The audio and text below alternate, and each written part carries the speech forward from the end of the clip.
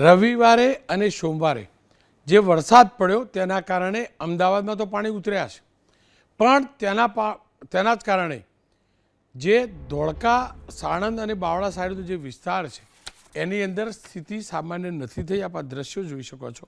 બાવળા તાલુકાના ઢેઢાળ ગામની સ્થિતિ ઘણી ખરાબ છે. મુખ્ય માર્ગ પર 4-4, 5-5 ફૂટ પાણી છે. અનેક ઘરની અંદર પાણી ઘૂસી ચૂક્યા છે. બાવળા નેશનલ હાઈવે પર પણ અનેક ઠેકાણે હજી પાણી છે.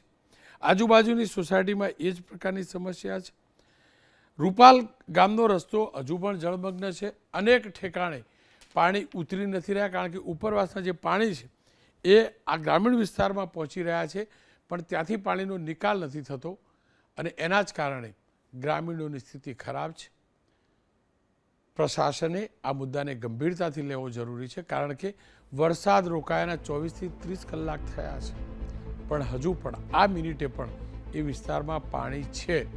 પાણીનો નિકાલ સત્વરે થાય, પરમનન્ટ એનું કોઈ સોલ્યુશન આવે.